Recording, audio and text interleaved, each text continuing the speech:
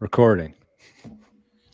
Something that I've really thought about over the last few days, last few weeks, is what if I'm wrong about Bitcoin? What if we're all wrong about Bitcoin? So I had a conversation with someone about an altcoin, and in the comments there were a lot of negative sentiment. There was a lot of negative sentiment about what I had said. People said, "Oh, Bitcoin is slow. Bitcoin is this. It's that." When I think deep down, I know that nothing can compete with Bitcoin. Bitcoin is that ledger, that flawless ledger. It's pristine collateral. It can be used as a medium of exchange. We have networks, we have layers on top of Bitcoin, and over the next 10, 15, 20 years, they're just going to get better and better. But it's hard for me to sometimes, I know a lot of people are probably feeling the same way, but it's hard for me sometimes to keep my sanity because I know that I'm talking to so many people about this, right? It's impossible not to have that question go across your mind. What if we're wrong about Bitcoin? What do you guys think of this? How do you guys deal with that? Like for me, it's just I think about what I've learned about Bitcoin. I dig deep, and I know that there's no way for Bitcoin number one to go to zero, right? I know that Bitcoin has this massive network effect that nobody can even close to compete with. It has the most hash rate out of every network to exist. And over time, like I said, this is going to get better and better, right? So what do you guys ever come across this thought? What if we're wrong about Bitcoin? What if the advice that I'm giving people is wrong? Is that something that has affected you in the last little while? I don't think personally it's affected me in the last little while, but it definitely was a huge part of my beginning to understand about Bitcoin. And I think you're definitely in the right mind frame of questioning these things. This shows your type of like intellectual curiosity. You know, if you're never questioning things, if you're never looking deeper into things, you're never learning. So I think that's part of it. I think that's actually a good thing that you're questioning these things. I personally feel like I've done enough research into what makes a protocol and why Bitcoin is the dominant protocol. So like I look back at something like TCP/IP, which is what all of the internet is based on. And it is incredibly general at what it does. It transfers data back and forth on the network. It doesn't know what the data is. It doesn't know if it's a picture, a video, anything. It just transfers data. It's incredibly generalist. And that's what Bitcoin does as well. It's incredible. It's this really stupid base layer. And anything more complex gets built on top of it in additional layers. And complexity breeds vulnerability. So what I've looked at with all these altcoins is they try to add complexity to the base layer. They say we're going to be better at the base layer than Bitcoin in X, Y, and Z. And all they're doing is adding complexity, and that complexity is not worth the risk of adopting it, and therefore it can never grow in its relative network comparative to Bitcoin being this really simple, maybe dumb was the wrong way of putting it, maybe simple is better, really simple protocol. And so that is how I look at it, right? It's just, you don't need everything to happen on the base layer, and people that think that you do are making compromises that they don't understand. You know, I think in that video that you were referencing, in that discussion you were referencing, I think one of the things that came up a lot was pruned nodes. And there was this idea that there was sort of no compromise with a pruned node. And I think that what you talked about is if you're bringing your transactions or your balance to an accountant, if they're really doing due diligence, they're tracking those transactions. They're seeing where that income came from, how it landed in your balance sheet. And that's very important. And the fact that it's very deceptive with a lot of these coins. And, you know, the one that we're talking about is not the only one that does this, but they call their nodes full nodes when they're pruned. And then they call full nodes archival nodes. So it's sort of this terminology definitions that changes. So it intentionally confuses people, I think. I think it's malicious, actually. And So what they call a full node is 3 days of transactional history, and then it's the UTXO set. We can run a prune node with Bitcoin, but we don't because it has massive trade-offs. It's not it's not really full decentralization, and of course they'll just argue that, right? But I think they're wrong when it comes to that, and I think there's a massive compromise there, and a lot of people in multiple aspects of dealing with these other protocol systems that pretend to compete against Bitcoin, they don't address the actual trade-offs, and they're very quick to uh, distract from the trade-offs and say, yeah, but what about this about Bitcoin? What about this? What about this? Right? I don't think there's any good argument to have prune nodes. I think it creates more centralization risk than these people realize, and it actually creates a system that is not fault tolerant in my perspective. Yeah, I think that I'm not going to get too far into the altcoins versus Bitcoin stuff. I think that when I think about Bitcoin and whether or not I'm wrong, it's definitely crossed my mind. It crosses my mind quite often, and mostly because I'm so far into Bitcoin, both my time and my wealth, pretty much all in Bitcoin right now. And so when you're that far into something, the worst thing that you can do, I think, is shut your ears and shut your eyes. You have to be open minded. That's what led Bitcoiners, I think, to where we are today. And I don't think that people should ever change that. I think that the more time you spend in Bitcoin, the more questions you're going to come across, which I think is going to just grow your conviction over time.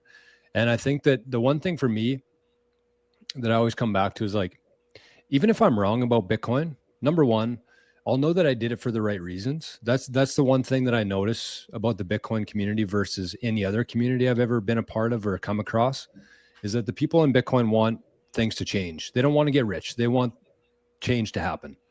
And so that's why I think that even if Bitcoin is just a tool for that, and I really think that there's something much bigger at play here, something much bigger than just money happening in terms of people waking up. It's like the Great Awakening, and Bitcoin's kind of the fuel for that. It's the tool that people can actually use. Saylor calls it the ticket out of the matrix, and that's the perfect way to explain it. And so I think that even if Bitcoin itself, whether it got hacked, who knows what could happen in the future, some sort of black swan event that we're completely blind to and unaware of, I still think that there's enough people awake to the fact of how evil and how fake the fiat system is that something else would be built in place of Bitcoin. And this network would live on, even if the coin itself were to cease for a little while. I think that there's something much bigger at play here. Even 5 years ago, hardly anybody was aware of what the Federal Reserve was, what central banks were, what money is, what sound money is. Like, there's something real that's happening here, and I don't think it can be stopped at this point. And that's more so what I'm focused on, is actually meeting people who are on the same kind of frequency as me. That's why I love hanging out with you guys, talking about this stuff, because there is something much bigger at play here than the monetary aspect of it. Yeah, I think that the network effect, it can't be defeated. Nothing can stop that. And there's never going to, like I was saying before, there's never going to be a point when Bitcoin actually hits zero. It's never going to go to zero, because if it goes, let's say it goes to 10 cents, I would buy some just to buy it, right? I mean, Well, why would hey, I? Rajat, here's a question though. Yeah. If we found out that Bitcoin was actually hackable and there's a bunch of wallets getting hacked, do you still think that you'd be buying it? I think it depends on how they got hacked, right? I would question how they got hacked. Why did they get hacked? Or Yeah. what does it mean that they got hacked, right? If I think Forrest, you were mentioning, yeah, you were mentioning this before, where if let's say you have SHA 256 gets broken, quantum computing, all that stuff. If that's the case, then the banking system is probably going Yeah. to be in trouble, way more. There's going to be way more trouble for the banking system than Bitcoin, right? That's what I mean to say. But with, if there's other reasons, um, let's say somebody just left their wallet. Let's say somebody didn't realize, and they have a picture of their seed phrase on Google, and Google gets hacked, right? That's different. Yeah, of course. How Yeah, I else mean would the Bitcoin, Bitcoin network itself. you like how would Bitcoin get that doesn't, like, I would question, how did it get hacked in the first place? What exactly happened? Is it actually hacked, or are people just saying it got hacked because they don't understand what happened? And that's exactly what they think, right? They think that when FTX collapsed, it's because, oh, Bitcoin hacked, Bitcoin got hacked, their Bitcoin got hacked. Or like if Mount Gox lost all their Bitcoin, they think, oh, the Bitcoin network got hacked, right? So first of all, I would question that. But if it was actually a legitimate threat, I would try to figure out what the reason for it was. Forrest mentioned the quantum computing, where if you don't send Bitcoin from an address, if you haven't sent Bitcoin from an address, then it can't be, I guess, it can't be Reverse reversed. engineered. Yeah, yes, through because there's the private public key cryptography. And the thing is here, right, is like we've gone from pay to public key to pay to public key hash. There's the SegWit wallets, there's Taproot wallets. All the wallet types are actually changing throughout time. And so, Jory, your question was, what if like somebody could hack your wallet, kind of? That's an adaptable part of the Bitcoin network. Actually, that's something that's fairly easy to change, or a lot easier to change than say like SHA-256. Although that could be changed too in the future if need be. Like say quantum becomes capable of dealing with that, which is much less likely than the private public key pairing. But again, these address types can change. We've seen that already. We have historical precedents for that, right? So I think it's possible to just change those again to make it so they can't be hacked, right? The older addresses are much more vulnerable, right? And that's why new ones have been developed, or partially why new ones have been developed. Yeah, that's fair. I mean, if that were to happen, and if let's say Bitcoin actually got hacked, it would probably go to zero very quickly. So me selling wouldn't really make a difference, because there would be no the demand would be gone, because that information would probably spread through Twitter very quickly, through YouTube very quickly. So I probably wouldn't be able to sell anyways. I think one of the things that I don't like telling people, because you don't know what you don't know, is to just trust me. Mm-hmm. Right? Because I want people to do their own research. I want people to come at me with their criticisms, so that I can think of it in a different way. And I think that's really important. But I maybe in more like back to what I was talking about there. What if we're wrong about Bitcoin? Do you guys feel like people can just trust you and buy it, or do you think that if they watch your videos, they also have to, let's say for example, if somebody just trusts you and they just do whatever you say, let's say Bitcoin's price dips and they're like, should I sell? You're like, no, just hold, and they just hold.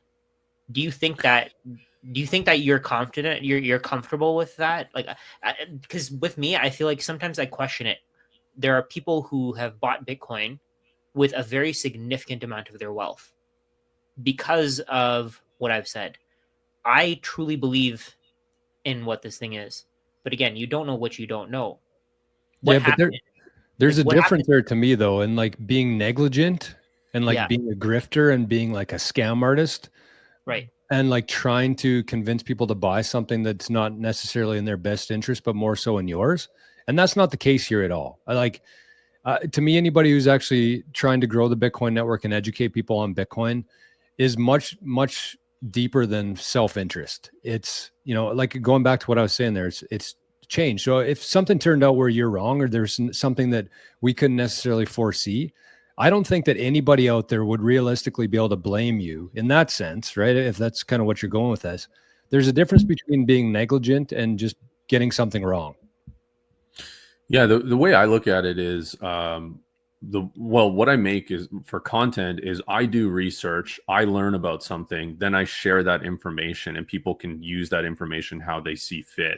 I haven't told anybody explicitly, like we're not forcing anybody's hand to buy Bitcoin. I mean, occasionally we'll say, buy Bitcoin, but it's basically just general advice. It's not like we may have inadvertently convinced people to buy Bitcoin individually or together through Maple Bitcoin, but it's not like we're forcing them to do that. They're still making that choice upon the information that they've heard from us, and our information is as sound as we believe it is. We do this for a living. We do this nonstop all day. We look into the risks, all sorts of different stuff around Bitcoin. So people choose to trust us, but that they shouldn't necessarily trust us. I mean, I've said this before, right? Like, people actually shouldn't trust us at all. Like, if people trusted us entirely and then all of a sudden we're selling some scam coin, some our own meme coin, anything like that, then they've really done a disservice for themselves for having trusted us. Like, they should only use us to glean information, as we're people who glean information and transpose it and create educational content on that. I think that's the only form of trust people should have, is this person has done what they believe is the best creation of educational material. That's the trust you should have. It shouldn't be. It's crazy to trust anybody full out, in my opinion, for anything like beyond that. Yeah, because you don't know what their actual intentions are. Like, unless you're around them all the time, you don't know what their intentions are. Like, you don't know, like, that's one of the things that I really question when I hear people call me a grifter for talking about Bitcoin all the time and making money from talking about Bitcoin. It's because I make money from it because I'm good at it. They don't, because they suck at it, right? So when people call me a grifter, and I start questioning sometimes, should I be doing this? Is this the right thing to do? But I think that there is a lot of value in this. And again, having this conversation really helped. I think there is a lot of value in this. I feel like the people who took my first webinar, they bought, they made thousands, hundreds of thousands of dollars, some of them, because of that webinar. And people are telling me that, oh, it should be free, it should be on YouTube, you shouldn't charge for it, right? And it kind of makes me question it. But then when I really think about it, it feels almost like imposter syndrome. I know that I've spent a lot of time. I know you guys have spent a lot of time learning this and trying to understand it. And I think when we say thousands of hours of education, we literally mean thousands of hours. I literally think about Bitcoin all day, every day. There's never a time when I'm not thinking about how Bitcoin could potentially fail. Like, how do I relate this to Bitcoin? How do I connect this to Bitcoin? And how does Bitcoin make this better? How does Bitcoin make the quality of the things that we consume better? So maybe it's a bit of imposter syndrome, because the people who criticize what we do, what I do, maybe they haven't put in the same amount of time. Like, there's a lot of people saying, oh, he says he's worked thousands of hours to learn this thing, but where's the proof? There's nothing to learn. It's just a 9-page white paper. But no, there's so much more. It goes so much deeper than that. And that's what we're trying to accomplish here. We're trying to get people to go deeper rather than just surface level. Yeah, these people don't have the context of really anything. You have no idea if they've just clicked the video, made a comment on the title of the video. Like, who knows if they even watched a minute of what you're talking about, let alone the hundreds of videos you've made, right? So they really don't know what you're saying, who you are, and they're looking at it through their own perspective. And this kind of comes back to, like, I'm not saying what we're doing is art, but this is what happens when you create something and release something. You only own 50% of it, because your intention, your creation, your vision for it is that 50%. And then the other 50% is how it's perceived by the public or by the viewer. And they're perceiving it through their own lens. So if they're super deep in the trenches of meme coins and crypto and stuff, they might understand crypto, but maybe they have no idea about fiat or traditional systems or adoption of protocols or any of that stuff, right? So they might be looking at it through this lens of, well, I understand cryptocurrencies and I think that this is what's valuable about them, but they don't understand why we need ultimate security and decentralization as opposed to speed, So perspective is everything. And I think the other thing that Jor was touching on there that is ultimately, like, so important is the motive, right? Like, the motive of a grifter, like, grifters know they're grifters. Like, they're doing it to in a self-centered way to just gain value, right? To extract value from people. Like, I would say my motive personally is that I want the fiat system to collapse because I think it's absolutely horrible for people. I think it's the worst thing in the world. I think it leads to all of the biggest problems in the world. And, like, my past life was full of, like, activist ventures of some kind. And this is an extension of it. And the reason I believe in Bitcoin is because I think it has the highest potential to make the most impact on the world. And it also increases my purchasing power while doing so. So there's sort of a beneficial knock-on effect, but that isn't the main reason. And the number go up is not why I'm in this.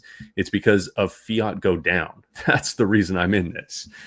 So I think I think we align in a lot of that, all three of us. So that's why I like working with you guys.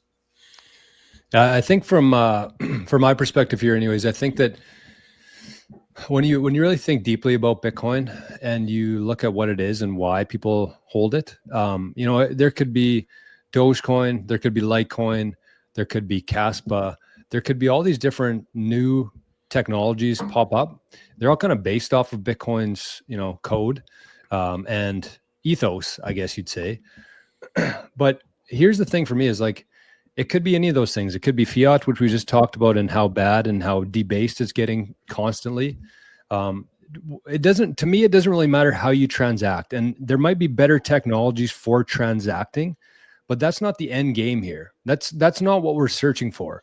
We're searching for a place to store our time and energy that's going to be preserved there, preserved in a week from now, in a year from now, in a century from now. That's the whole goal here. That's the game that we're playing. And to me, there's nothing that even comes close to Bitcoin in that sense. Gold in the real world, physical gold, is probably the closest. But that's what I tell people. I feel like there's such a disconnect in people's minds right now in terms of like never selling your Bitcoin. But here's the thing.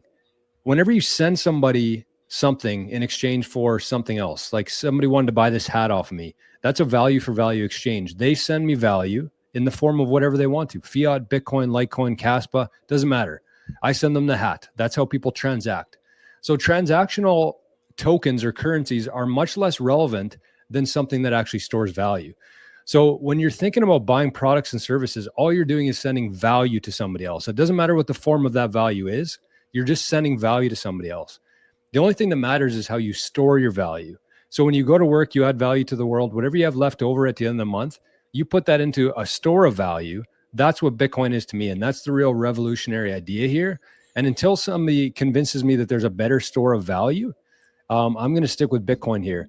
And every asset in history that goes through this kind of same thing goes from collectible, store of value, medium of exchange, and then unit of account. And you can't skip anything. You can't just be one of those things. You have to go through the whole process there. And that's exactly what we're living through right now in Bitcoin. That's why I don't get distracted by like the altcoins and stuff. Even if they are better at transacting, that's not the real idea here to me. Yeah. And yeah, in Canada, what works best for transacting is the Canadian dollar. If you take that anywhere else in the world, it will not work as a transactional layer. And so currencies, as far as using them as peer-to-peer, or not even peer-to-peer, but just as a medium of exchange, it's much less important, and it can become almost like barter, right? We're bartering through an instrument, and we're agreeing that these instruments have value upon exchange. But ultimately, the people that really understand store of value will ultimately want to exchange their store of value or receive the store of value. So it all sort of accumulates to whatever becomes the best store of value, which is Bitcoin. But people are free to transact with whatever they want in the meantime, and they'll just miss out on holding the store of value, and therefore their purchasing power will go down, priced in that store of value. Yeah, I get what you guys are saying. I think those are some really great points. I think sometimes I feel this way, and I know for a fact that other people probably feel this way as well. And I wanted to mention the community. I think we're coming to an end here. I want to mention the community. If I feel this way and I'm constantly talking about Bitcoin and trying to learn about it and trying to figure it out, like there are short time like where I feel like, oh, maybe what if I'm wrong? And then I think about it, and then I think about it, and then I'm okay with it again, right? And luckily we have these weekly sessions. We meet twice a week. We talk about this, and it's really helped me to build my confidence, knowing that real people, like you guys are real people. We're all real people. We actually put in the time to understand this, to put in the time to think about this. If you don't have a community like this, if you don't have people to talk to, I can't even imagine how difficult this must be. It must be impossible to keep holding, right? And that I think that's part of the reason why so many retail investors have a difficult time with holding Bitcoin and buying it in the first place, or not selling it when the price goes down. So we have a community. We started a community together. We're constantly talking on it. We're constantly posting on it. We have weekly sessions, live sessions. We have tons of content on there where we answer questions like this. We talk about these things, and I think it's extremely valuable. We're going to put the link in the description if you want to check it out. Any last points there? Anything that you guys wanted to add on?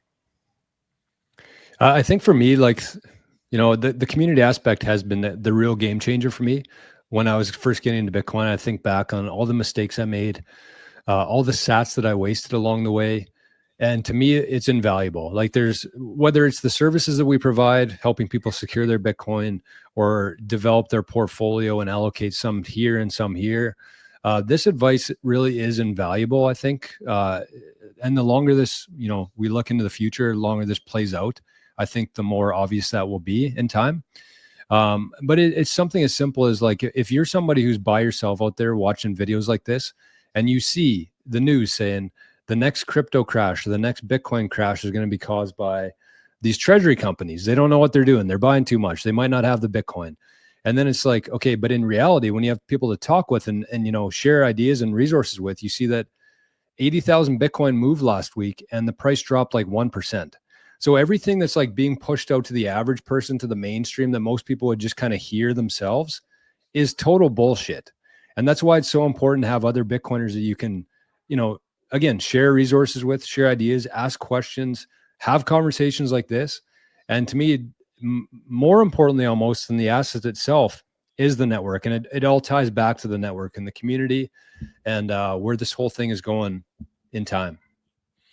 Beyond that as well, the school community, there is exclusive content on there. So even if you don't understand yet the value proposition of having a community aspect, a real tight-knit Bitcoin community, and you're a fan of our work, there is exclusive content on there. We've recorded, I think, 2 or 3 now masterclasses, 3 masterclasses, all 45 to an hour long, really, really in depth on very specific subjects.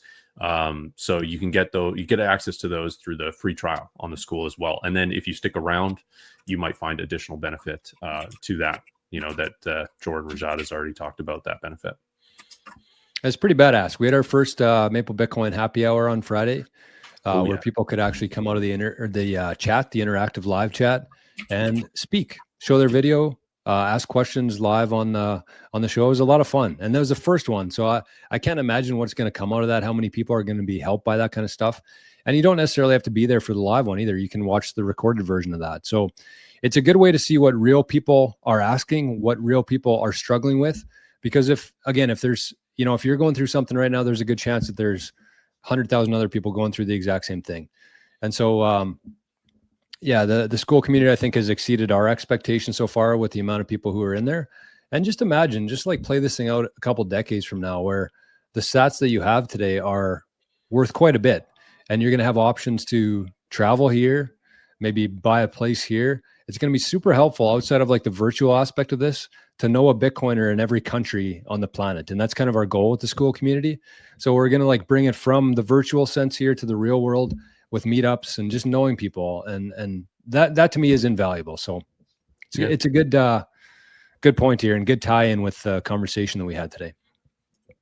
Absolutely. I feel more confident every time I have these conversations, and I'm sure that the people listening probably feel the same way. Yes. So thanks, fellas. Another great chat here. We have a couple different ways to support the channel. Like we said, the Maple Bitcoin School community will have a link in the pinned comments here and the show notes. That QR code right beside Forrest's head, that's our Maple Bitcoin Reserve. So if you want to send some sats that way, you can use the QR code. And finally, if you don't have the financial means to join the community or send sats, you can also just subscribe, like the show, leave a comment, let us know what you think about it here today. And that's it. So I had a thing here. There it is. Maple Bitcoin at speed.app if you're watching this on your phone. So that's it, fellas. Thanks for another great chat. Thanks for making me, Forrest, Rajat feel a little bit better about things. And we'll talk to you soon.